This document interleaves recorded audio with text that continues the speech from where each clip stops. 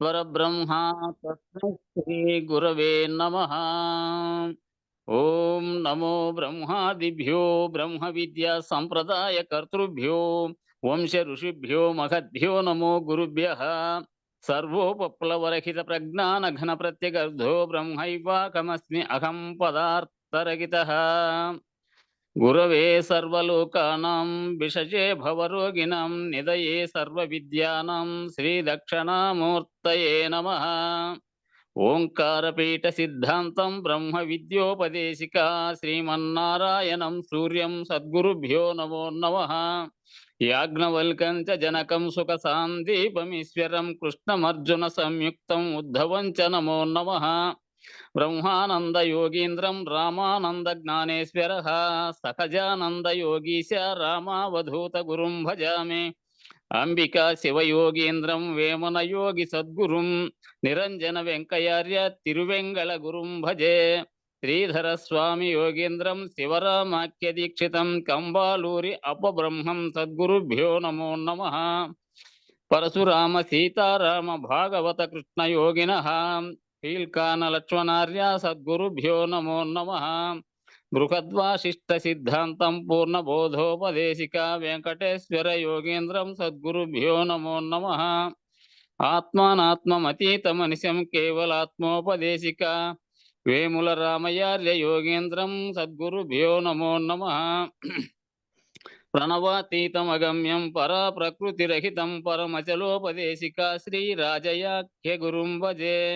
శ్రీ బ్రహ్మ విద్యా సిద్ధాంతం అచల తత్వోపదేశిక శ్రీనాగయార్య యోగేంద్రం సద్గురుభ్యో నమో నమః. ద్వయాత్మరహిత సిద్ధాంతం పరమపురుష ప్రబోధక శ్రీ వివేకానంద సుబ్బయార్య సద్గురుభ్యో నమో నమః. క్షరాక్షరమతీతం చ అచల పూర్ణోపదేశిక పూర్ణానంద పుల్లయార్య సద్గురుభ్యో నమో నమః. అస్మద్గురు సమారంభం కృష్ణ సాందీప మధ్యమాం ఓంకారపీఠ పర్యంతం వందే గురు పరంపరం. జై సద్గురు ప్రభు మహారాజుకు జై. గురు పరంపరమకు జై. జై గురు. జయ గురు. జై జయ గురుదేవ. జయ గురు. జయ.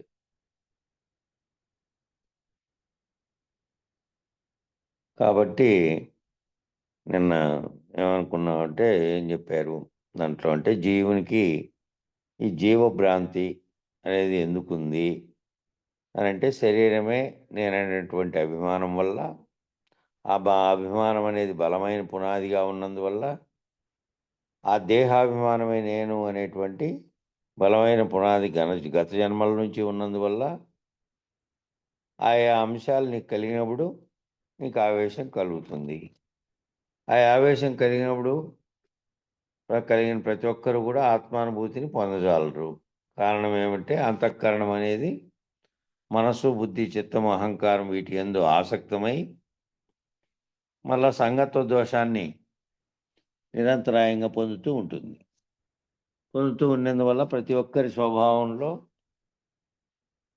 ఏదో ఒక అంశం మీద పైన చెప్పినటువంటి ధనము గృహము ఆరామము క్షేత్రము మొదలగు శరీరగత సంబంధాలైనటువంటివి ఆ ద్వంద్వానుభూతులన్నీ ఏవైతే ఉన్నాయో వాటి వల్లనే మీకు ఆవేశం కలుగుతూ ఉంటుంది. కాబట్టి సంగత్వ దోషం ఉండబట్టి కలిగింది, లేకపోతే కలగదు. సంగత్వ దోషం ఎందుకుందంటే ఆసక్తి ఉంది కాబట్టి, ఆసక్తి వల్ల దాని మీద ఆసక్తి ఉంది, కోరిక ఉంది కాబట్టి కలిగింది. అంటే దుఃఖాన్ని దూరం చేసుకోవాలనో కొత్త సుఖాన్ని పొందాలనో ఏదో భ్రాంతి ఉంది కాబట్టి ఆ భ్రాంతి వల్ల నీకుంది. ఆ భ్రాంతి ఎందుకుంది అంటే సుఖాపేక్ష వల్ల ఆసక్తి ఉంది కాబట్టి ఉంది. కాబట్టి ఈ అంశాల మీద ఆవేశం పొందేవారు ఆ ఆవేశాన్ని పొందితే ఆ రకమైనటువంటి సంగత్వ దోషం మాలిన్యం నీలో ఏర్పడుతుంది.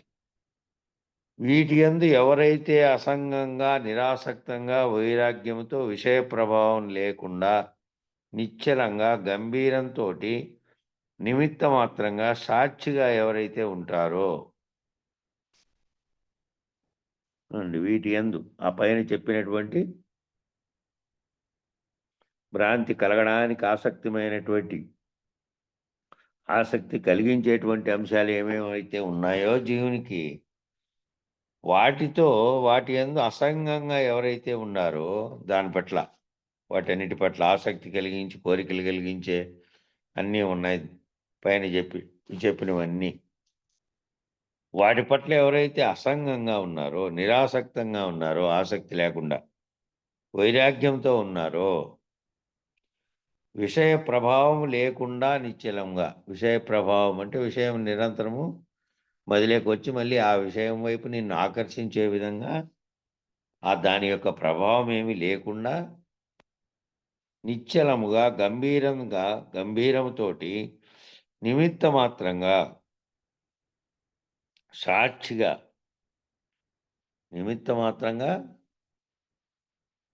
తానేమి దాని వైపు దాని పట్ల స్పందించే రీతిలో లేకుండా నిమిత్త మాత్రంగా సాక్షిగా ఎవరైతే ఉంటారో, సంగమించకుండా ఉండడమే దాన్ని చూసి కూడా సాక్షిగా ఉండడము అంటే దాంతో సంగమించకుండా ఉండడం. సాక్షిగా ఎవరైతే ఉంటారో వారు మాత్రమే ఆత్మజ్ఞానమును పొందుటకు అధికారులు అని చెప్తున్నారు. ఆత్మజ్ఞానాన్ని పొందేకి శిష్యుడిగా చేరిండేవాడైనా సరే ఎప్పుడు అర్హుడైతాడు అంటే, తాను సాధకుడిగా మొదలుపెట్టి నిత్యానిత్య వస్తు వివేకాన్ని తెలుసుకొని గురువాక్యం ద్వారా భ్రాంతులను తొలగించుకుంటూ పోయి, ఎవరైతే ఈ పైన చెప్పిండే వాటి యందు వీటన్ని ధనము, గృహము, ఆరామము, క్షేత్రము మొదలైనటువంటి శరీరగత సంబంధమైనటువంటివన్నీ, ప్రపంచగత సంబంధమైనటువంటివన్నీ, వీటన్నిటి పట్ల నిరాసక్తంగా ఉంటూ ఎవరైతే అట్లా గంభీరంగాను, సాక్షిగాను, వైరాగ్యంగాను ఉంటారో వాళ్ళు మాత్రమే అర్హులు, ఇది పొందేక అధికారులు అవుతారు.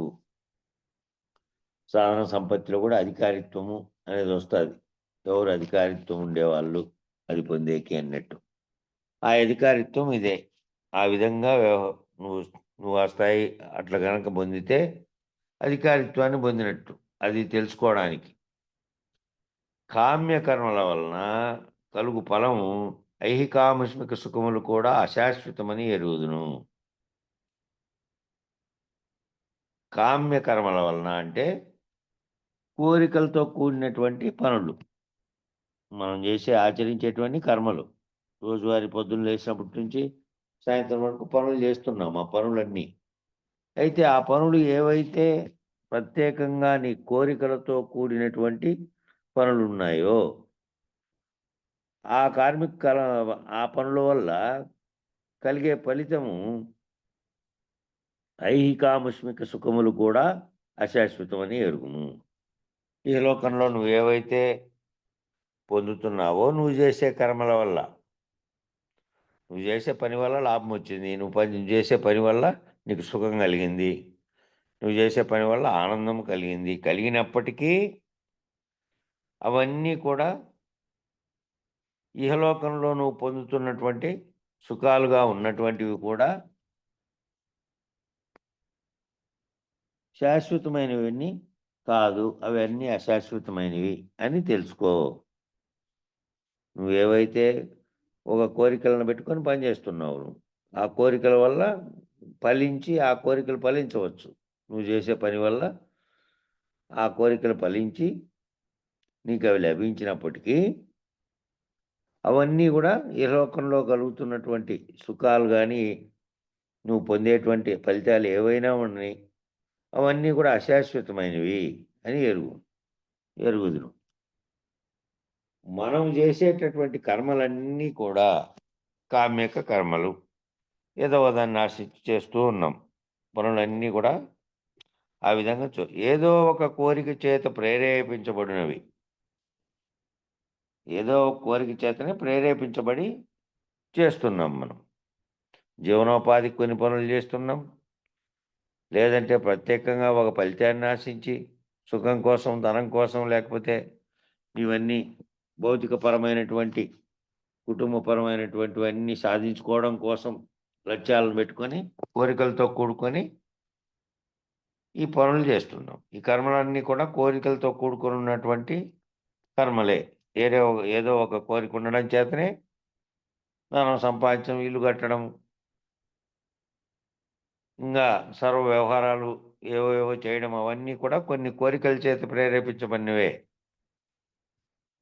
కోరికల చేత ప్రేరేపించబడి ఆ ప్రేరేపించబడినటువంటి కోరికల వల్ల తీరే కోసం పనిచేస్తున్నాం. ఫలము చేత మరలా ప్రేరేపించబడినవి. మళ్ళా ఫలం వచ్చి ఒకసారి ఫలితం వచ్చింది, నీకు అనుకూలమైనటువంటి ఫలితం వచ్చింది, నీకు లాభం వచ్చిందో ఏదో ఒకటి జరిగింది. ఆ ఫలం చేత మళ్ళీ ప్రేరేపించబడినవి. ఫలం పొందావు కాబట్టి మళ్ళీ అటువంటి ఫలితం కావాలని ప్రేరేపించబడి చేసేటివి. కర్మలు ద్వివిధం. కర్మలు 2 రకాల కర్మలు ఉన్నాయి. మనం చేసేటప్పుడు ప్రారబ్ధ కర్మ అయినప్పటికీ కూడా ఆ ప్రారబ్ధ కర్మ భాగంలో 2 ఉంటాయి. మనం చేసేటువంటిది ప్రారబ్ధ కర్మ అయినప్పటికీ, ప్రారబ్ధంలో అంటే ఇప్పుడు చేస్తున్నటువంటిది. గతంలో చేసిందేమో గత కర్మలన్నీ సంచిత కర్మలు అవి.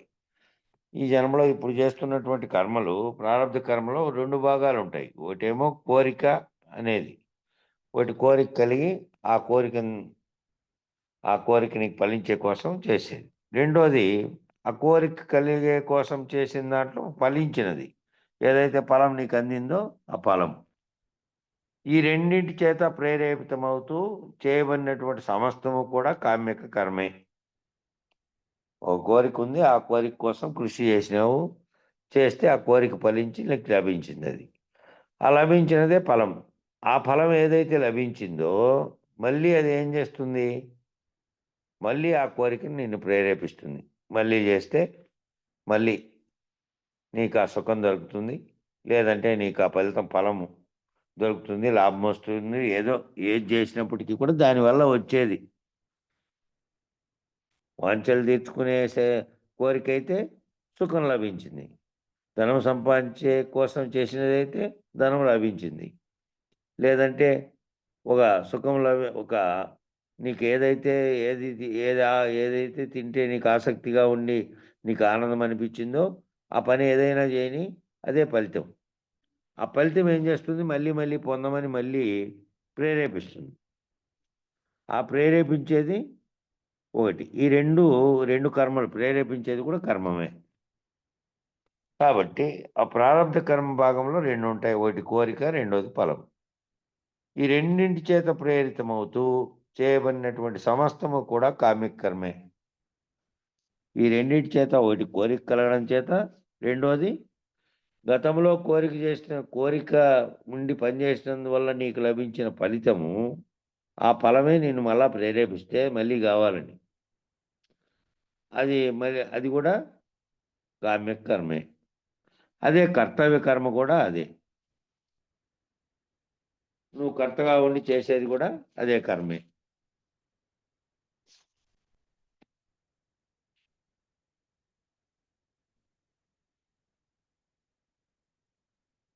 భారతదేశంలో సనాతన ధర్మంలో బోధించినవి అంతా కూడా, భారతదేశంలో సనాతన ధర్మంగా బోధిస్తూ వస్తున్నవన్నీ కూడా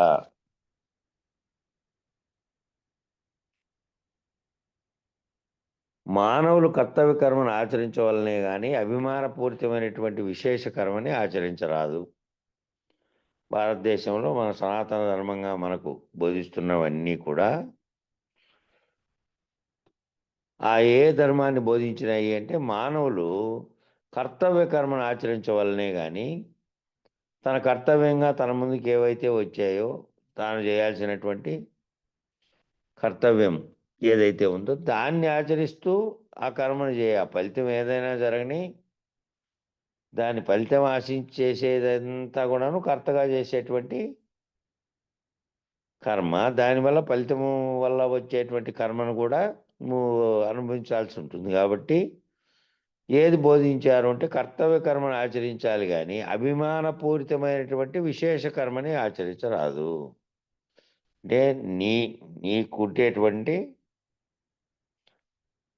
జీవుడనే అభిమానం, శరీరం అనే అభిమానం అనేది ఒకటి మానవునికి ఉంది కాబట్టి ఏదైతే నేను నా చుట్టూ ఉన్నటువంటి కుటుంబం, లేకపోతే సమాజం, లేకపోతే ప్రపంచం, నా చుట్టూ ఉన్న దాని పట్ల నేను అభిమానపడి దాని కొరకు నాకు ప్రత్యేకంగా లబ్ధి పొందే కొరకు కనుక నేను ఆచరిస్తే అది అభిమానపూరితమైనటువంటి విశేష కర్మ. అది నీకు, నీ చుట్టూ ఉన్న వాళ్ళకు నువ్వు ఏదైతే కావాలని కోరుకొని చేస్తున్నావో అదే పనిగా అభిమానంతో, అది అభిమానపూరితమైనటువంటి విశేష కర్మ.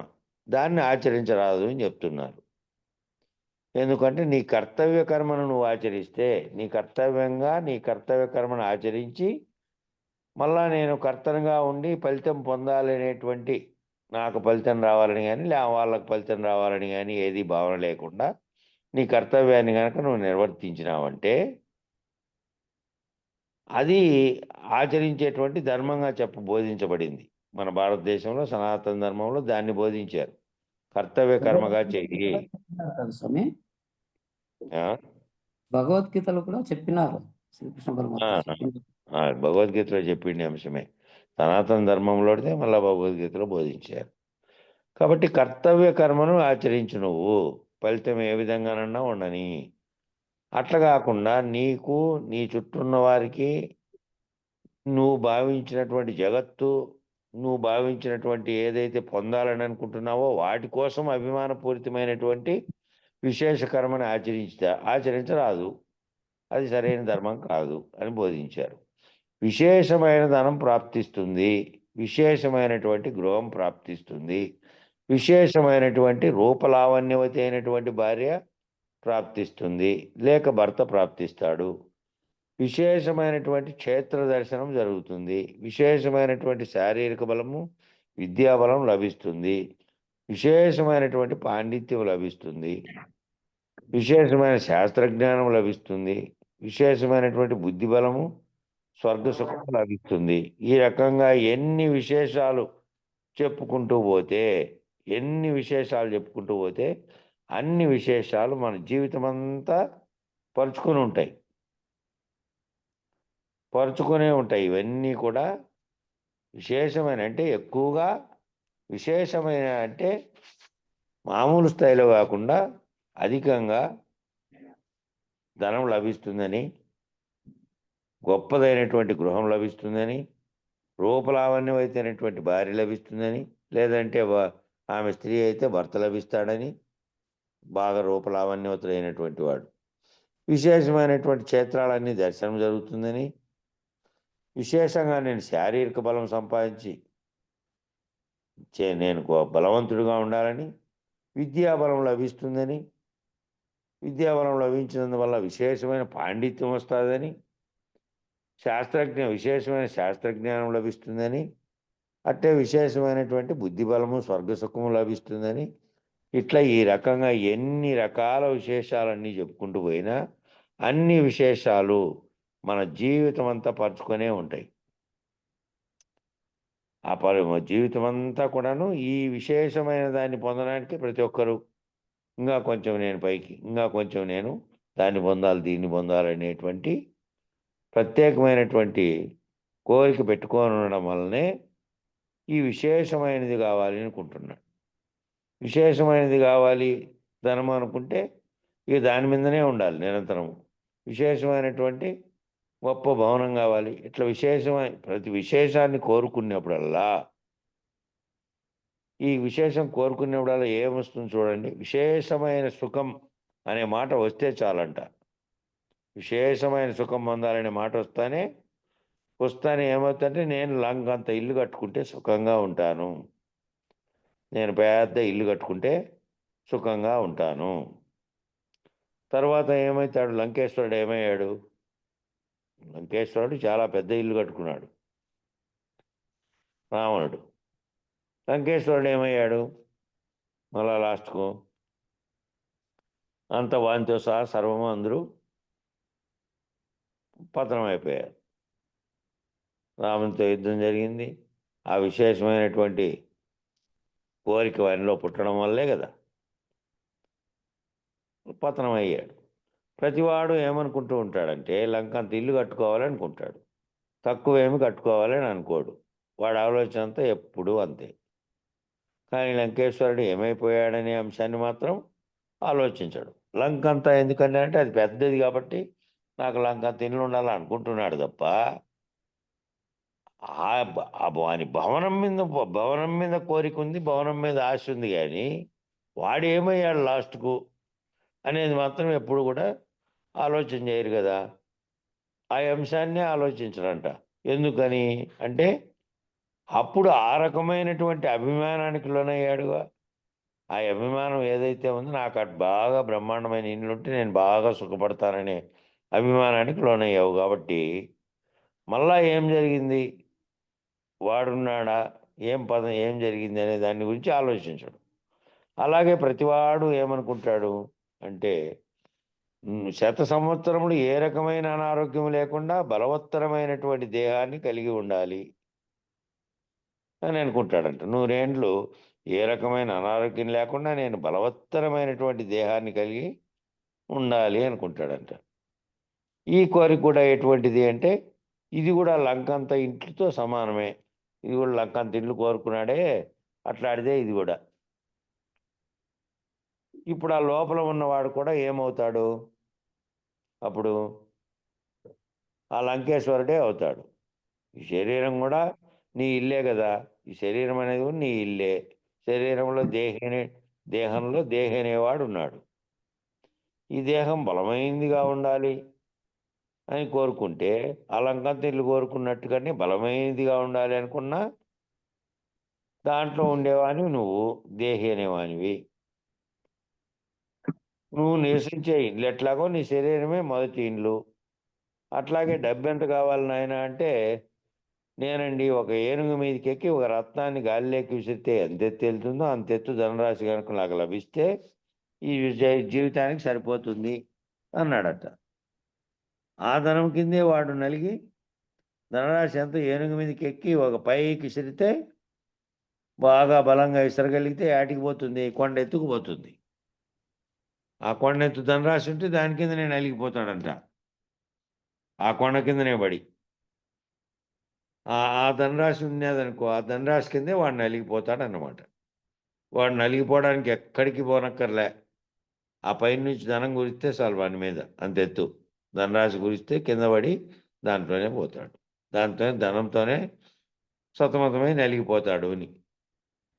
అట్లా కాబట్టి ఏవేవైతే నీ సుఖప్రాప్తికి అవసరమని నువ్వు నీ జీవితంలో నిర్ణయించుకున్నావో వాటి వలననే నీకు దుఃఖం తప్పదు. ఏవేవైతే కావాలని కోరుకున్నావో దానితోనే దుఃఖమంతా వస్తుంది నీకు. ప్రత్యేకంగా కావాలని, విశేషంగా కావాలని ఏవేవైతే అనుకుంటావో దానిల వల్ల దుఃఖం వస్తుంది. అవన్నీ చేసుకోవాలంటే ఇప్పుడు మన తెలుగుదేశంలో అశోక్ గజపతి రాజు గారు ఉన్నారు కదా. పూర్వం గజపతులు వాళ్ళ ఇంటి ఆడబిడ్డే మన కృష్ణదేవరాయల భార్య. వాళ్ళ పూర్వీకుల ఆడబిడ్డే ఆయమ్మ కృష్ణదేవరాయల భార్య. ఇప్పుడు అశోక్ గజపతి రాజు మొన్నటిదాకా ఈయన ఇటీవల వరకు కూడా లోపల కోటలో ఉండే పూర్వకాలం వాళ్ళ తండ్రులకి తాతల కంటే పూర్వం ఎప్పుడో రాజగృహం కట్టింటే దాంట్లోనే ఉండేవాళ్ళు, కోటలోనే. ఇప్పుడు అదంతా అంత పెద్ద కోటని దాని చుట్టూ ఉన్నది మెయింటైన్ చేయడము, ఆ లోపల ఉండే పరిశుభ్రత, వానకొచ్చే గడ్డి, పాము, పురుగు, పుట్ర ఈ సర్వము ఎందుకు భరించలేక బయటకు వచ్చి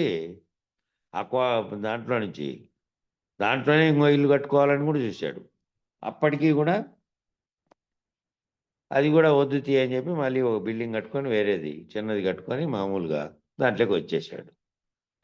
రాజ కుటుంబంలో రాజుగా పుట్టి పెరిగినప్పటికీ అవరోధం వచ్చింది. అవరోధాలు ఎట్లనో ఆఖరికి అవే అవరోధాలు అయితే పెద్దగా ఉండేది అవరోధం ఎట్లయితుందో అట్లా ఈ కోరుకునేటివి నీకు ఏదైతే నాకు ఇదైతే బాగుంటుంది అనుకున్నావో దాని వలననే నీకు దుఃఖం ప్రాప్తించేటట్టుగా వస్తుంది.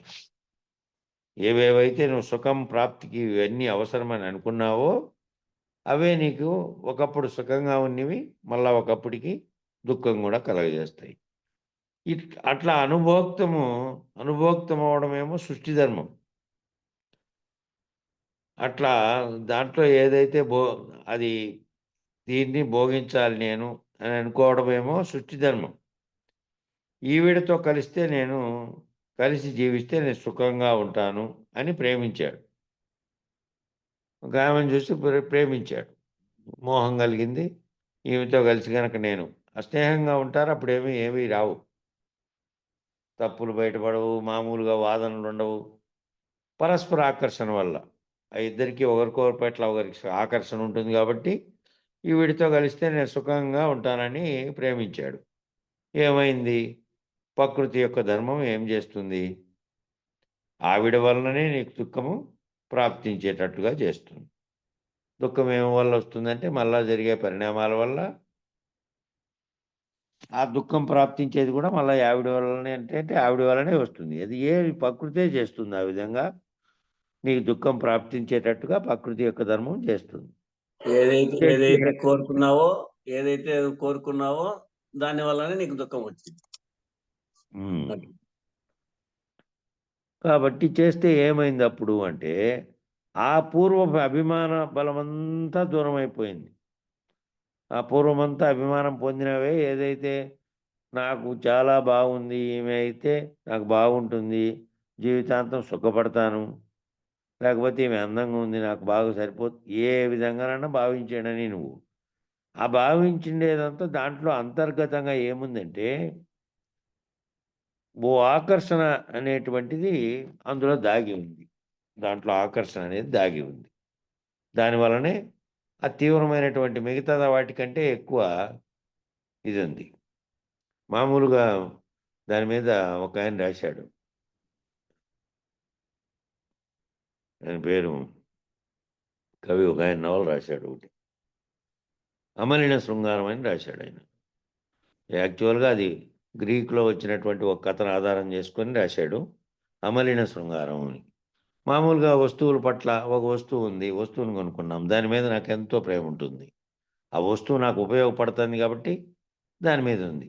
అట్లాగే గృహోపకరణాలు, ఇంట్లో వస్తువులు కావచ్చు, ఇల్లు కావచ్చు, లేకపోతే ఇంకోటి అన్నిటి మీద కలిగేటువంటి దానికంటే వీటన్నిటికంటే ఈ బలవత్తరమైనటువంటి ఈ అమ్మాయిని ప్రేమించడం వలనో, లేకపోతే కొంతమంది మేము ఆత్మహత్య చేసుకునే స్థితికి వచ్చాము, లేకుండా ఈ రకమైన భావన మిగతా వాటి పట్ల, మిగతా వస్తువులు చెడిపోయినాయి, అప్పుడు దుఃఖపడుతున్నావా? నేను ఆత్మహత్య చేసుకుంటా అనుకుంటున్నావా? రేడియో చెడిపోతేనో, లేకపోతే ఒక వస్తువు చెడిపోతే అనుకోవడంలే. ఈ ప్రత్యేకంగా దీని పట్ల ఎందుకు అనుకుంటున్నావు అంటే దీంట్లో ఆకర్షణ అనేది ఒకటి దాగి ఉంది కాబట్టి, కోరికతో కూడినటువంటి ఆకర్షణ ఉంది కాబట్టి అప్పట్లో అంత తీవ్రంగా నువ్వు అనుకుంటున్నావు, అంతే తప్ప మిగతా వస్తువులన్నిట్లోనూ నీకు కావాల్సిన వాటన్నిటిలోనూ ఉంది ప్రేమేమో. ఇదేమో తీవ్రంగా ఉంది. ఈ తీవ్రంగా ఉండడానికి అంతర్గతంగా ఏముంది దాంట్లో అంటే మిగతా అన్నిటినీ కూడా నేను ఇష్టపడతా అనేటివే కదా అన్ని వస్తువులు కూడా. కానీ దీంట్లో ఏమో ఓ ప్రత్యేకమైన ఆకర్షణతో కూడినటువంటి కోరిక ఉంది కాబట్టి అది పొందకపోతే ఏం చేస్తున్నావు? దుఃఖం కలుగుతోంది అది లేనప్పుడు. కాబట్టి ఆ విధమైనటువంటి దానికి పోతున్నాం. ఈ అభిమానం అంతా అంతకుముందంతా అభిమానంగా ఉంది. ఎప్పుడు? ప్రేమించుకున్న కాలంలో అభిమానంగాను, బలమైనటువంటి అభిమానంగా ఉంది. ఆ పూర్వపు అభిమాన బలం అంతా ఏమైంది? దూరమైంది తర్వాత. అలాగే ఎవరితో అయితే నువ్వు దుఃఖం కలుగుతుందని నీవు అనుకుంటావో వారి వల్ల నీకు సుఖం కలిగేటట్లు కూడా చేస్తుంది. ఇవన్నీ ప్రకృతి చేస్తోంది. ప్రకృతిలో జరిగేటువంటి మార్పుల్ని గ్రహించలేకుండా నువ్వేమనుకుంటున్నావంటే అభిమానపడ్డం కానీ, అభిమానపడిందంతా సుఖపడతారని అనుకున్నదేమో దుఃఖాన్ని కలగజేసింది. ఏదైతే ఒకప్పుడు నాకు అవసరం లేదు, దీనివల్ల నాకు సుఖం కలగదని నువ్వు వ్యతిరేకంగా భావించినావో అదేమో ఒక సుఖం కలిగేటట్టు చేస్తుంది. కాబట్టి ఎవరితో అయితే దుఃఖం అనుకున్నావో, నువ్వు దుఃఖం కలుగుతుంది అనుకున్నావో వారి వల్ల నీకు సుఖం కలిగేటట్టు చేస్తుంది. ప్రకృతి ఎప్పుడూ కూడా విలక్షణమైనటువంటిది అన్నమాట. ప్రకృతి ఎప్పుడూ విలక్షణమైనదిగా ఉంటుంది. నువ్వు ప్రకృతివి, నువ్వు పంట పెట్టావు, పెడితే ఏమని ఊహిస్తావంటే ఎట్లో నీ కళలన్నీ వేరే విధంగా ఉంటాయి. బ్రహ్మాండమైనటువంటి ఇది కలగాలని, 10 ఇంతలు పండాలని ముందు కంటే, అన్నీ రావాలని నువ్వు అనుకుంటావు. నువ్వు కృషి చేస్తావు. నీ తప్పేమీ లేదు. నీకు సహజంగా ఉండే కోరికే అది. నువ్వు అనుకున్నావు కానీ అది నీ చేతిలో లేదు గదా! ఆఖరిలో బ్రహ్మాండమైనటువంటి ఆ ఫలితం రాబోయే టైంలో జరుగుతుంది ఏదో ఒకటి. కందిచేనులన్నీ బ్రహ్మాండంగా 3,00,000 ఎకరాలు అనంతపురం జిల్లాలోనే ఏశారట. నిన్నొచ్చింది అది పత్రికలలో. బ్రహ్మాండంగా ఉన్న టైంలో ముందు ఒక 10 రోజుల క్రితం ఒక తుఫాను, మళ్ళీ ఇప్పుడు రెండో తుఫాను. మొత్తం ఉన్న పురుగు పూత మొత్తం పోయి కాసిన కాయలు కూడా పురుగు తినేసినాయి అన్నీ. కాబట్టి ఎవరి చేతిలో ఉంది? ఎవరు భావించారు? ఎవరు ఊహించారు? ఏం జరుగుతుందనేది ఊహించేకి నువ్వు కోరికతో కోరావు గానీ ఏమైందది? ప్రకృతి విలక్షణమైనటువంటిది. ప్రకృతి నువ్వు అనుకున్నట్టుగా అన్ని సార్లు జరగదు. నువ్వు అనుకోకపోయినా కొన్నిసార్లు అదంతకదే నీకు విజయం చేకూరేది కూడా జరుగుతుంది. ఈ 2 కూడా ప్రకృతిలో ఎప్పుడు కూడా విలక్షణమైనటువంటిది ఉంటుంది. నీ అభిమానాన్ని పోగొట్టేటువంటి పద్ధతిగానే ప్రకృతి యొక్క నియమాలు ఉన్నాయి. నీకు ఆ అభిమానం ఆ విధంగా ఉండేదాన్ని పోగొట్టేటువంటి నియమాలు ఉన్నాయి ప్రకృతిలో. ఇది సహజం.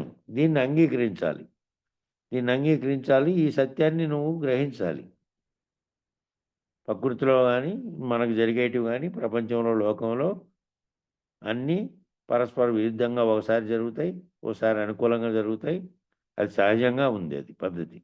కాబట్టి దాన్ని అంగీకరించి నువ్వు సత్యాన్ని గ్రహించాలి. కర్మవశాత్తు అంటూ ఉంటామన్నమాట. ఎప్పుడైనా గానీ నేను అనుకోలేదబ్బా ఇది. నా కర్మ ఏమో జరిగింది అంటే కర్మవశాత్తు అంటూ ఉంటామన్నమాట. అంటే నువ్వు ఊహించనివి జరగడం, నువ్వెప్పుడు ఊహించకుండా ఉండేటివి జరిగితేనేమో కర్మవశాత్తు అని నీ అభిప్రాయం. నువ్వు అనుకోకుండా ఇది అనుకోలేదు నేనేడా, నాకున్నట్లుండి ఏదో కర్మ జరిగింది అనుకున్న దాన్నేమో కర్మవశాత్తు అని నీ అభిప్రాయము చెందుతున్నావు. ఏదో కర్మ చేసినా కాబట్టి ఆ కర్మ ఫలితంగా నాకు వచ్చిన ఇట్లయింది అని. కానీ నీ బుద్ధి బలం కూడా ప్రకృతిలో భాగమే. నీ బుద్ధిలో ఏర్పడుతున్నటువంటి బలం కూడా, నీ బుద్ధికి ఉన్నటువంటి బలం కూడా ప్రకృతిలో భాగమే. ప్రకృతికి అతీతంగా భావించదు ఒక్కోసారి. దాని ప్రకృతిలో జరిగేటువంటి మార్పులు, పరిణామాల బట్టే నీ మనసు కూడా, నీ బుద్ధి కూడా ఒక్కోసారి దాన్ని అనుసరించే పోతుంది. దాని భాగంగానే పోతుంది. ఆలోచన అదే విధంగా వస్తుంది. అదే విధమైన నిర్ణయం తీసుకుంటావు. తీసుకున్న తర్వాత జరిగిన ఫలితాన్ని బట్టి ఆహా! నీకు అనుకూలంగా వచ్చిందనుకో, నేను మంచి నిర్ణయం తీసుకున్నానప్పా! నాకెంత బాగొచ్చింది. నేను అది చేసుకునేది మంచిదయింది అనుకున్నావు. వ్యతిరేక ఫలితం వచ్చిందనుకో, ఆ నిర్ణయం నువ్వే చేసిందే అది.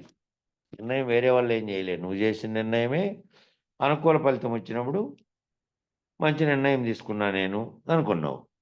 వ్యతిరేక ఫలితం వచ్చింది. అయ్యయ్యో! ఎంత పొరపాటు పడితే నేను. అదొక్కటి చేసుకోకపోతే బాగున్నే.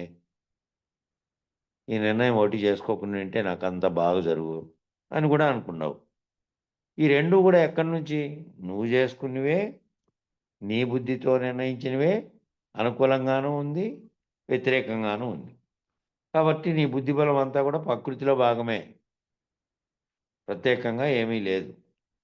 ఈ సత్యాన్ని నువ్వు గ్రహించాలి. కాబట్టి అనిత్యములైనటువంటి వాటిని నీవు ఆశ్రయించకూడదు. ఇవన్నీ అనిత్యములైనటువంటి వాటివి. అవే కాబట్టి నీవు వాటిని ఆశ్రయించకూడదు. ఆశ్రయించినా కొంతకాలం ఉండొచ్చు, కొంతకాలం వ్యతిరేక ఫలితాలను కూడా ఇస్తుంది. అనుకూల ఫలితాలు, వ్యతిరేక ఫలితాలు అనేటివి సహజంగా జరుగుతూ ఉంటాయి.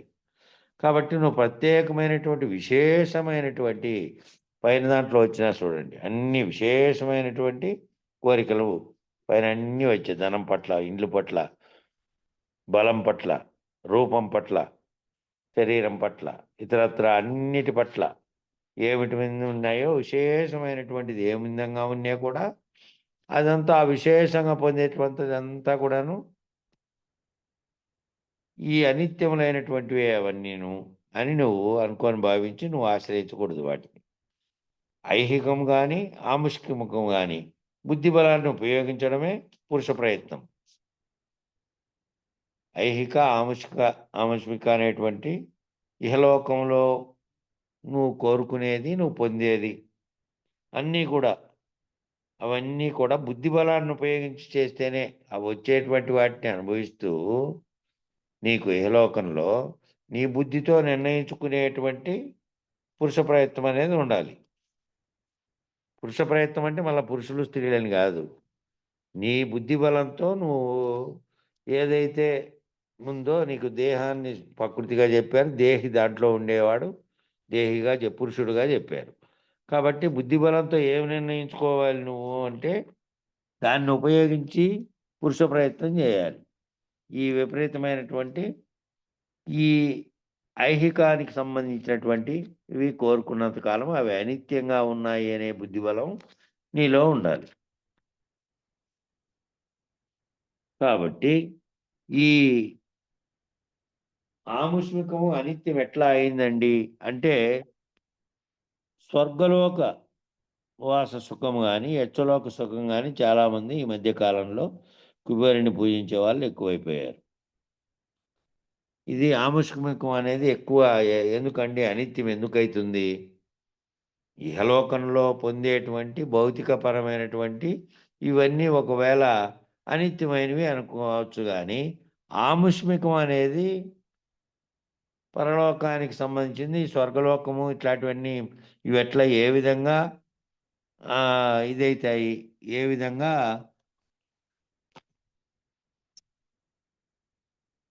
అనిత్యం ఏ విధంగా అయినది? ఇది ఆముషకు అనిత్యం ఎట్లా అయిందండి అంటే దానికి చెప్తున్నాడు. స్వర్గలోక వాస సుఖము కానీ యక్షలోక సుఖం కానీ స్వర్గలోకం ప్రాప్తిస్తుంది, అటు సుఖంగా ఉండొచ్చు, యక్షలోకం అనేది సుఖంగా ఉంటుంది అని అనుకునేది. కానీ చాలామంది ఈ మధ్య కాలంలో కుబేరుణ్ణి పూజించే వాళ్ళు ఎక్కువైపోయారు. ఎందుకంటే కుబేరుణ్ణి పూజిస్తే ధనం బాగా ప్రాప్తి చేస్తుందని అందరి అభిప్రాయం. కుబేరుడు అనేవాడు ధనవంతుడు అంతే. ఓ ధనవంతుని పూజిస్తే ధనము చేకూరుతుందా? మనకు భారతదేశంలో టాటా, అంబానీ, అదానీ లాంటి వాళ్ళు కొన్ని లక్షల కోట్లకు అధిపతులు అయి పరిశ్రమలని స్థాపించి లాభం పొంది ధనవంతులుగా ఉన్నారు. మరి మామూలు శరీరంతో మామూలు కష్టాలన్నీ రకరకాలుగా ఉన్నాయి వాళ్ళకు కూడా, ఇతరులకు ఉండేటివన్నీ. ఈ మధ్యనే టాటా పరమపదించారు. ఇవన్నీ శరీరపరమైనటువంటివన్నీ ఉన్నాయా లేదా? వాళ్లకు ఈ ధర్మాలు ఉన్నాయి. మరి కుబేరుని పూజిస్తే ధనం బాగా ప్రాప్తిస్తుందని అందరి అభిప్రాయం ఉంటే ఇట్లా ధనవంతులను పూజిస్తే ధనం పొందుతారా? వాడేం పని చేయకుండా. అయితే ఆయన ఇంకొక అవకాశాన్ని కూడా ఇస్తాడు. యక్షలోకాధీశ్వరుడైన ఆ యక్షలోకంలో నీకు అవకాశాన్ని ఇస్తాడు. కానీ యక్షులు అందరూ కూడా రాజసికమైనటువంటి గుణధర్మం కలిగిన వాళ్ళు. ఆ యక్షులు అనే వాళ్ళు కూడా దాదాపు వారు రాక్షసులకు అద్దెగిరిగా ఉండేటటువంటి వాళ్ళు. యక్షులు అనేటువంటి వాళ్ళు కూడా రాజస గుణంతో ఉంటారు కాబట్టి రాక్షసులకు అద్దెగిరిగా ఉంటారు. కాబట్టి తమోగుణ సహకారాన్ని, తమోగుణ సహవాసాన్ని కలిగించేటటువంటి వాళ్ళు. ఈ తమోగుణంతో కూడినటువంటి రాక్షసులైనటువంటి వాళ్ళ యొక్క సహవాసాన్ని పొందిండేవాళ్ళు. రాజస గుణంతో ఉంటూ తమోగుణ సహకారాన్ని, సహవాసాన్ని కలిగించినటువంటి వాళ్ళు. మరి ఉత్తర జన్మలలో ఏమవుతావు? మళ్ళా జన్మలు ఉన్నాయి కదా, అప్పుడేమవుతావు? అప్పుడు జన్మరాహిత్య పద్ధతిగా వెళ్ళలేవు. అవన్నీ ఆ రకమైనటువంటి స్వర్గలోక సుఖము లేదంటే యక్షులుగా ఉండడము ఈ విధంగా ఉన్నప్పటికీ అవన్నీ అనిత్యములు ఎందుకైతాయి అంటే మళ్ళీ నువ్వేమో అక్కడి నుంచి జన్మరాహిత్య పద్ధతిగా వెళ్ళలేవు కదా. నీ సమయం అయిపోతే, నువ్వు చేసిన పుణ్యకాలం అయిపోతే స్వర్గలోకంలో పొందిండేది, యక్షుడుగా ఉండేది అన్నీ పోయి మళ్ళీ జన్మకు వచ్చింది. మళ్ళీ జన్మకు రావాల్సిందే. మళ్ళీ దీంట్లో జన్మలో ఉండేటువంటివన్నీ సుఖదుఖాలు సర్వద్వందాలు పొందాల్సిందే. కాబట్టి ఆత్మానుభూతికి అనేదానికి చేరువు కాలేవు కదా. నువ్వు ఆ సుఖాలన్నిటి వల్ల నీ పుణ్యకాలం ఉన్నంత వరకు ఆ నువ్వు చేసినటువంటి పుణ్య కర్మల వల్ల జరిగినటువంటి దానివల్ల నీకు అది పొందినప్పటికీ కూడా ఆత్మానుభూతికి చేరువు కాలేవు కదా.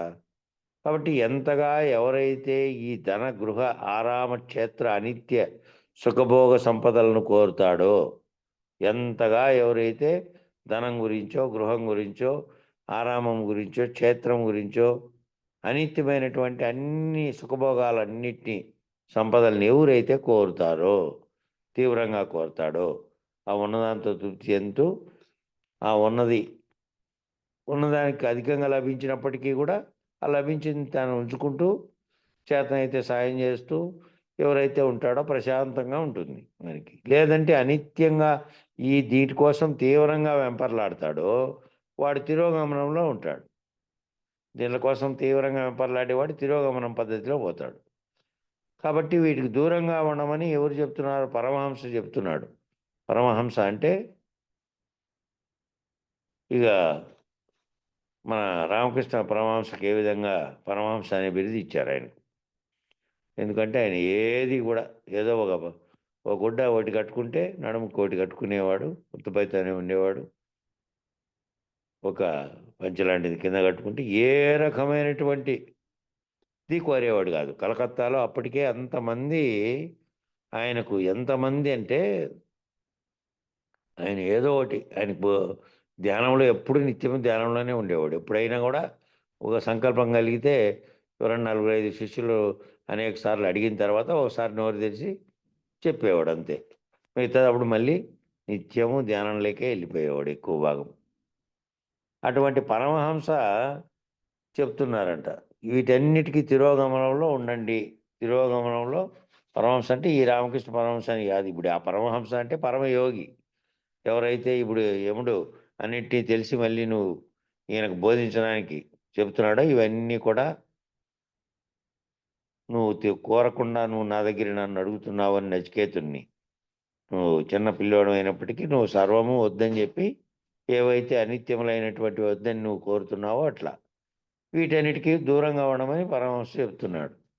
కామినీ కాంచనములు వీటికి ఎవరైతే దూరంగా ఉంటారో, కోరికలతో కూడినటువంటి వాటికి, బంగారం వంటి వాటికి, స్త్రీల వంటి వాటికి, ఈ అన్నీ కూడాను ఉండొచ్చు. కానీ అవి తీవ్రమైనటువంటి కోరికలుగా ఉన్నంత కాలము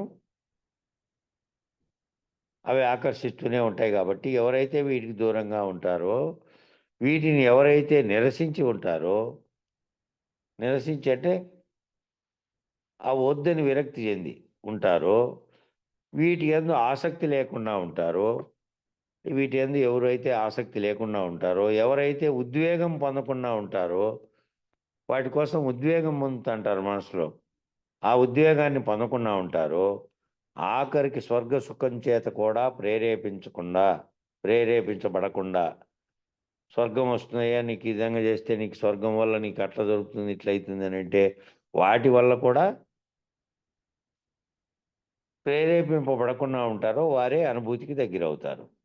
వాటి వల్ల ప్రేరేపింపబడినా కూడా ఆ సుఖం ఇటువంటి సుఖమే అక్కడ ఇంకో రీతిలో పొందుతావు అంతే. ఆ స్వర్గం అనే దాంట్లో ఏముంటుందయ్యా అని అంటే అన్ని రకాలైనటువంటి సతసోపేత భోజనములు, ఆహారము, ఏమి రంభాది కన్యలందరితో, రంభాది దైవ లోకంలో ఉండేటువంటి, స్వర్గలోకంలో ఉండేటువంటి నర్తకీమణులు వాళ్ళు, అటువంటి వాళ్ళతో సుఖము, ఇవన్నీ కూడా భూమి మీద ఉన్నాయే కదా, అవన్నీ భూమి మీద ఉన్నవే. అప్సరస స్త్రీలు అవన్నీ అటువంటివన్నీ భూమి మీదే ఉన్నాయి కదా, భూమి మీద అటువంటివన్నీ పొందావు కదా, మళ్ళీ అక్కడ పోయి ప్రత్యేకంగా పొందాల్సినవి ఏముంది? పొందావు. పొందిన పుణ్యకాలం అయిపోయిన తర్వాత మళ్ళా జన్మకు వచ్చావు. కాబట్టి అవి కూడా అశాశ్వతమైనటువంటి వీటి యందు కూడా ఎవరైతే ఆసక్తి లేకుండా ఉంటారో, ఉద్వేగం పొందకుండా ఉంటారో, ఆఖరికి స్వర్గ సుఖం చేత కూడా ప్రేరేపించబడకుండా ఉంటారో వారే అనుభూతికి దగ్గరవుతారు. ఆత్మానుభూతి అనేది పొందడానికి దానికి దగ్గరవుతారు. కాబట్టి కామినీ కాంచనములు కూడా అశాశ్వతములని ఎరగవలను. శాశ్వతమైనటువంటి ఆత్మ దృష్ట్యా చూసినప్పుడు ఇవన్నీ కూడా అశాశ్వతమైనటువంటివి. వీటి ఎడల నీ అంతరంగాన్ని పని చేయించడం సరైనటువంటి పద్ధతి కాదు. శాశ్వతమైనటువంటి ఆత్మదృష్ట్యా, ఆత్మకోణంలో చూస్తే ఇవన్నీ కూడా శరీరగతమైనటువంటివి, ఇవన్నీ కూడా అశాశ్వతమైనటువంటివి. కాబట్టి వీటి ఎడల వీటి పట్ల నీ అంతరంగాన్ని పని చేయించడం. అంతరంగాన్ని ఇప్పుడు చూడండి, పని చేయించడం అంటే నీ శరీరాన్ని వీటి కోసము పని చేయించడం అయితేనేమో శరీరము తనకు తానుగా చేయదు. శరీరాన్ని పని చేయించుతున్నది ఎవరు అంటే నీ అంతరంగమే. నీ అంతరంగం ఏం చేస్తోందంటే దీనికోసం పని చేయిస్తూ ఉండడం ఏదైతే ఉందో అది సరైన పద్ధతి కాదు. అది ఏంటంటే జీవ పద్ధతి, అది ఆత్మభావ పద్ధతి కాదు. ఆత్మభావమేమో ఆత్మ అనేటువంటి చైతన్యం అనేది ఏదైతే ఉందో అది సర్వమును నడిపిస్తున్నటువంటిది ఉంది, అదే జగత్ కారణమై ఉన్నది అనేది మనం సాంఖ్యంలో చదువుకున్నట్టుగా ఆ ఆత్మ ఏదైతే ఉందో దాని గురించి ఆలోచించి దాని గురించి చేసేటువంటిది కాదు ఇది. అంతరంగాన్ని పని చేయించడం దేనికోసం అంటే వీటన్నిటి అశాశ్వతమైనటువంటి వాటి గురించి పనిచేస్తున్నావు. శాశ్వతమైనటువంటి ఆత్మదృష్టి చేస్తే సరైనది కాదు. అదేంటంటే జీవ పద్ధతి, ఆత్మభావ పద్ధతి కాదు. కావున ప్రయత్నించి ఇటువంటి పద్ధతిని విడనాడాలి. ప్రయత్నం చేత ఈ పద్ధతి ఏదైతే శరీరగతమైనటువంటి వాటి కోసం వెంపర్లాడి దానికోసం నిరంతరము అంతరంగాన్ని పని చేయిస్తున్నావో, శరీర శ్రమతో నువ్వేం చేస్తున్నావు అంటే నీకు కావాల్సినవేవో పొందడానికి, నీకు కావాల్సినటువంటి కొన్ని జీవించడానికి శరీరం అనేది ఉంది కాబట్టి జీవించడానికి ఆహారం కావాలి, ఇతరత్ర అన్నీ కావాలి కాబట్టి వాటి కోసం పని చేయి. కానీ నీ అంతరంగాన్ని ఏం చేస్తావు అంటే అంతరంగాన్ని దాని వైపు నిలిపెట్టు. ఇవన్నీ చేస్తున్నావంటే కర్తవ్య నిర్వహణగా చేయి. ఇది ఫలించినప్పుడు ఫలిస్తుంది, ఫలించితే నువ్వు జీవిస్తావు, నువ్వు ఫలించితే దానివల్ల నువ్వు నీ బతుకు సంబంధించినటువంటివన్నీ సమకూరుతుంటాయి. కాబట్టి దాని పని నువ్వు అది చేస్తున్నప్పటికీ నీ అంతరంగాన్నేమో జీవభావం పట్ల దాని యొక్క ప్రయత్నాల కోసం దానికోసం కాకుండా మా అంతరంగం లోపల ఎప్పుడు కూడా ఆత్మదృష్ట్యా ఆత్మ అనే శాశ్వతమైనటువంటిది ఒకటి ఉంది కదా, దాని గురించి విచారించాలి. జీవ పద్ధతిలో ఉండేటువంటి ఇవన్నీ విడనాడాలి అనేటువంటి పద్ధతిలో ఉండాలి. అందుచేత కర్మ ఫలాపేక్షను వదిలి కర్మ చేస్తే నేను ఫలానా పని చేస్తే దానివల్ల నాకు ఫలితం రావాలి, నేను చేస్తున్నాను, నేను ఇదంతాను అనేటువంటి కర్తృత్వ భావాన్ని లేకుండా కర్మ చేసినందువల్ల వచ్చే ఫలాన్ని ఆపేక్షించి ఆ ఆపేక్షలను వదిలి ఆ కర్మ ఫలాపేక్ష నాకు ఇది చేసినందువల్ల ఇది వస్తుందనే కర్మ ఫలాపేక్ష వదిలి ఆ కర్తవ్య కర్మలన్నింటి చేస్తే నాచికేతాగ్నిలో చైన మనరించి ఆ కర్తవ్యంగా చేసే కర్మలన్నింటినీ కూడా నాచికేతాగ్ని అనే దాంట్లో చైన మనరించి అంటే దాంట్లోనే అన్నీ కరిగిపోయేటట్టుగా చేసి దానివల్ల వచ్చే ఫలితాల గురించి ఆలోచించకుండా సాపేక్షిక నిత్యత్వం శాశ్వతమైనది ఏదో దాని గురించినటువంటి ఆపేక్షతో ఉన్నటువంటి నిత్యత్వంతో గల యమాధికారమును పొంది తిని అటువంటి ఏవైతే ఈ కర్తవ్య కర్మలన్నింటినీ ఆ నాచికేతాగ్నిలో కరగదీసి ఏదైతే సాపేక్షిక నిత్యత్వము ఏదైతే నిత్యమైనది సత్యమైనది ఉందో దాని గురించి ఆపేక్షిస్తూ దానివల్ల యమాధికారమును పొంది తిని అని చెప్తున్నాడు ఆయన. ఆయన అష్టదిక్పాలకుల్లో ఒకరిగా యమధర్మరాజుగా ఆయనకు ఆ స్థానం ఎలా లభించిందో అక్కడ స్పష్టంగా చెబుతున్నాడు. నేను అష్టదిక్పాలకుల్లో ఒకరిగా యమధర్మరాజుగా ఈ స్థానం ఎట్లా నాకు లభించిందని స్పష్టంగా చెబుతున్నాడు. ఆయన వీటన్నిటిని విసర్జించినాడు. ఈ పైన చెప్పినటువంటి వాటన్నిటినీ ఆయన విసర్జించినాడు. వీటన్నిటి యందు వైరాగ్యమును కలిగి ఉన్నాడు. వైరాగ్యాన్ని కలిగి తన పని తన విధి నిర్వర్తించడమే అంతే, దానివల్ల వచ్చే ఫలితంతో పనే లేదు మళ్ళా అన్నట్టుగా నిర్వర్తిస్తున్నాడు. ఏవైతే నాకు ఇవి కావాలని పైన చెప్పారో వాటి పట్ల వైరాగ్యాన్ని కలిగి ఉన్నాడు. ఇంకేం చేశాడు అంటే కేవలం కర్తవ్య నిష్ట మాత్రమే కలిగి ఉన్నాడు. కర్తవ్యం కూడా ఏంటంటే అది నిష్ట. నువ్వు ఈ డ్యూటీ చేయ్యా, నీ పని ఇది అని నేను నియమించారనుకో, ఆ డ్యూటీ చేయడం వల్ల కలిగే లాభం నష్టంతో నీకు పనే లేదు. చేస్తున్నావు జీతం ఒక పని కోసం ఓ నిమిత్తము, నీకు ఒక పని నిమిత్తము నిన్ను నియమింపబడినారు, నీకు ఎంత జీతం అని చెప్పారు, నువ్వు ఆ పని చేస్తున్నావు. ఆ పని వల్ల కలిగేటువంటి లాభాన్ని ఇంకో దాన్ని ఆశించి కాదు, నీ పని నువ్వు చేస్తే ఆ వచ్చేది లాభమో నష్టమో నీకు సంబంధం లే. నీవు కేవలం కర్తవ్య నిష్ట మాత్రమే కలిగి ఉన్నావు. నా కర్తవ్యం నేను చేయాలనే నిష్ట ఒకటే కలిగి ఉన్నావు. ఆ కర్తవ్య నిష్ట చేత ఎవరి ప్రాణములను ఎప్పుడు హరించవలసి వచ్చినా, ఆఖరికి అవతార పురుషుడైనా, శ్రీరామచంద్రుడైనా, శ్రీకృష్ణమూర్తి అయినా లేదు సరే, కాలం ఆసన్నమైనప్పుడు వినయముగా అవతార పురుషుని వద్దకు వెళ్ళి, అయ్యా మీ సమయం పూర్తి అయింది, మీరు ఇక అవతారాన్ని చాలించండి అని చెప్పేటటువంటి సమవర్తి యమధర్మరాజు. కాబట్టి వాళ్ళు మానవ జన్మ ఎత్తింటే అవతార పురుషులై ఎత్తినప్పటికీ రాముడుగా అవతరించినా సరే, కృష్ణుడిగా అవతరించినా సరే, వాళ్ళ కర్తవ్యాలు నిర్వహించి అన్నీ అయిపోయిన తర్వాత, అయిపోయింది శరీరం ధరించారు కాబట్టి శరీరం ధరించిన దాని అన్నిటికీ మరణం ఉంటుంది అనేది ఒకటి మనం తెలుసుకుంటూ ఉన్నాం. కాబట్టి జననం పొందిన వాళ్ళంతా మరణించాల్సిందే అనే సమయం, ఆ సమయం ఆసన్నమైనప్పుడు ఆ అవతార పురుషునికి దగ్గరికి వెళ్ళి, అయ్యా మీ సమయం పూర్తి అయింది, మీ అవతారాన్ని ఇంకా చాలించండి అని చెప్పేటటువంటి సమవర్తి ఎవరు అంటే యమధర్మరాజు. కాబట్టి ఆయనకు ఆ శరీరం ధరించిన అవతార పురుషుడా, మామూలు వ్యక్తి, వారి కాలం సమీపించి వాళ్ళకి ఇక సమీపించి ఆ సమయం ఆసన్నమైనప్పుడు, శరీరం చాలించే సమయం ఆసన్నమైనప్పుడు అందరినీ అయ్యో వాళ్ళు ఇలాంటి వాళ్ళే, వీళ్ళు ఇలాంటి వాళ్ళే, వాళ్ళు అట్లాంటి వాళ్ళే అనేటువంటి ప్రత్యేకమైనటువంటి అభిమానం కానీ కక్ష కానీ రెండు లేవు ఆయనకు. అందువల్లనే సమవర్తి అని ఎందుకు అన్నారంటే అభిమానము లేదు, కక్ష లేదు, ఈ రెండూ లేవు. తన కర్తవ్యం నిర్వహించడం, నిష్ట చేయడమే పని, అంతే తప్ప దాంట్లో ఏ రకమైనటువంటి భేదాలు లేవు. కాబట్టి అట్లా చెప్పేటటువంటి సమవర్తి ఎవరు అంటే యమధర్మరాజు. కాబట్టి నిర్భయత్వంతో, నిర్భీతితో నిరంతరాయంగా తాను సహజముగా సాక్షిగా నిలబడి కర్తవ్య కర్మను మాత్రమే ఆచరించేటటువంటి వ్యక్తి. కాబట్టి ఆయనకు భయం అనేది లేదు, నిర్భీతి, ఏ భీతి లేదు.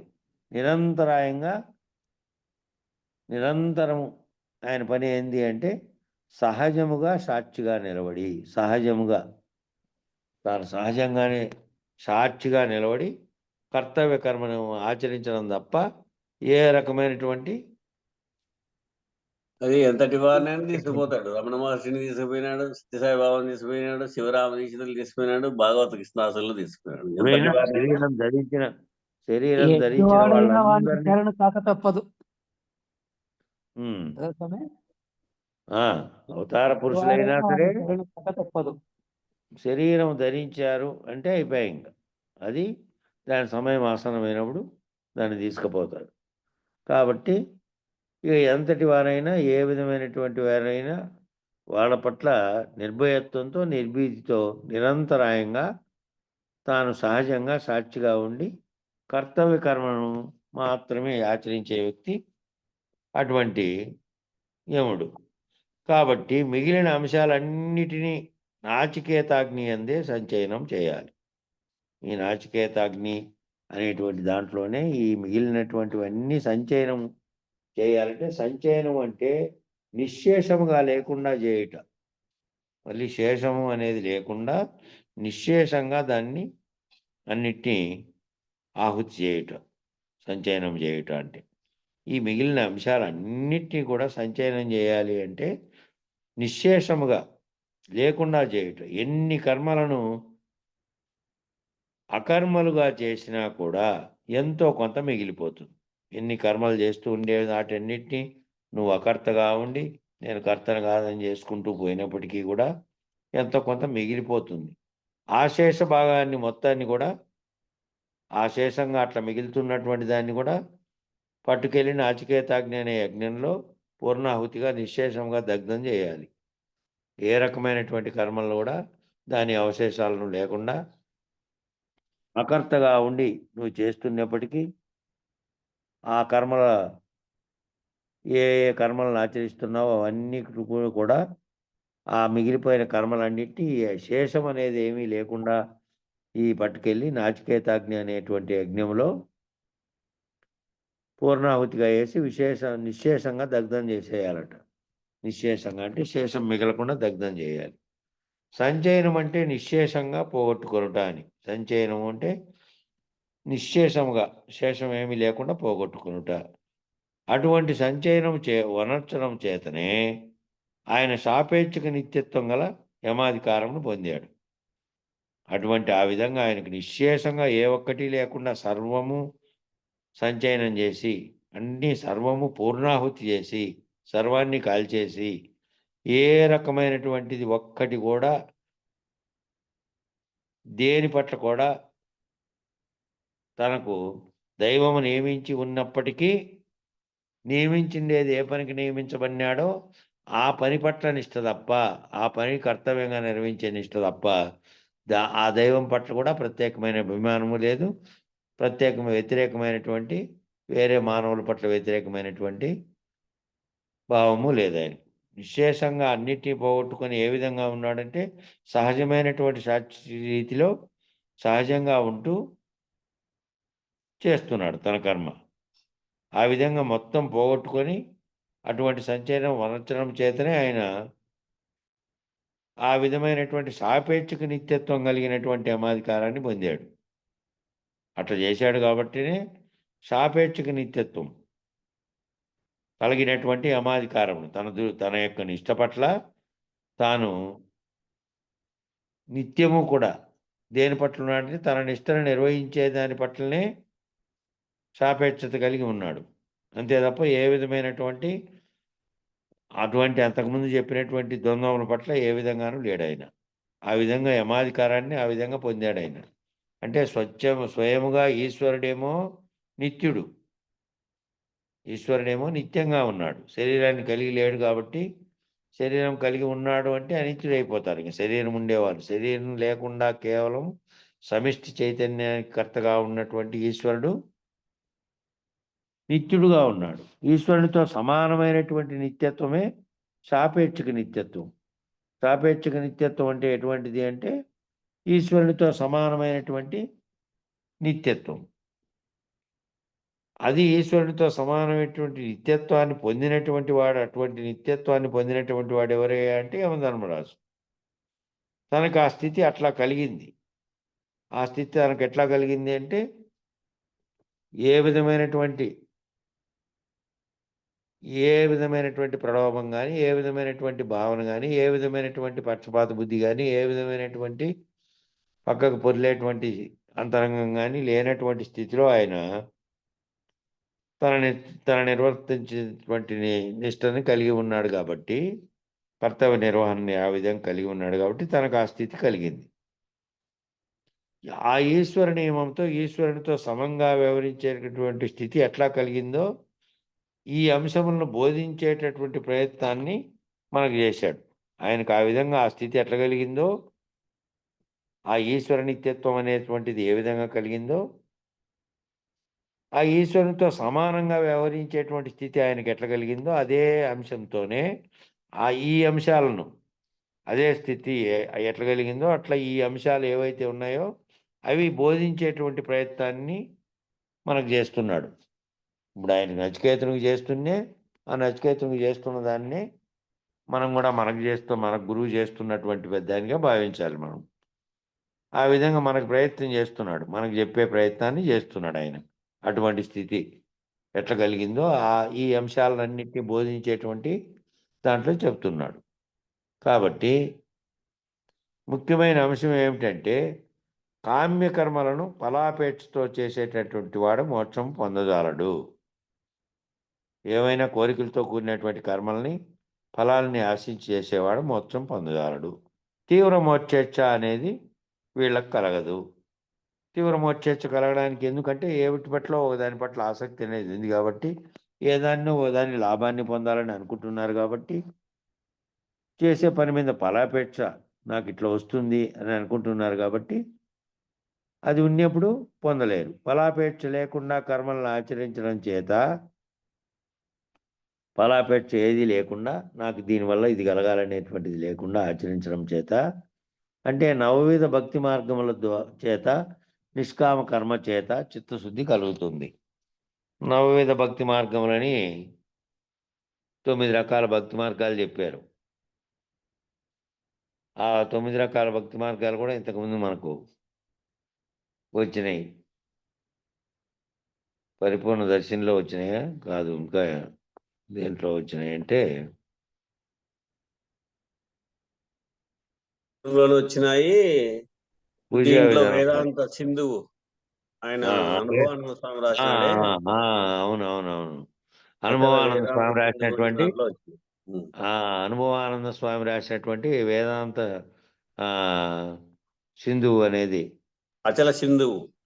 ఆ, అచల సింధువు రాశాడు ఆయన. దాంట్లో వచ్చినాయి. ఆ దాంట్లో నవవేద భక్తి మార్గములు అనేటువంటి గురించి అనుభవానంద స్వామి ఆయన తయారు చేసినటువంటి దాంట్లో ఆయన ఎవరు, మన ఈయన శిష్యుడు, ఆయన చిదంబరేశ్వరుడు. చిదంబరేశ్వరుని శిష్యుడే ఆయన అనుభవానంద స్వామి. ఇప్పుడున్నటువంటి మన ఈయన ఒంగోలు స్వామి ఉన్నారే, శాంతానంద సాయిబాబా గారు, వాళ్ళిద్దరూ ఒకే ఇద్దరు ఒగ్గురు శిష్యులే. శాంతానంద స్వామిను ఆయన మన అనుభవానంద స్వామి ఆయన రాసిన అచల సింధువులో ఇది పేర్కొన్నారు. ఆయన ఈ నవవిధ భక్తి మార్గములు అనేటివి పేర్కొన్నారు. ఆ నవవిధ భక్తి మార్గముల ద్వారా నిష్కామ కర్మ చేత ఏది కూడా కోరికలతో కూడినటువంటి కర్మ చేయకుండా ఉంటే శుద్ధి కలుగుతుంది.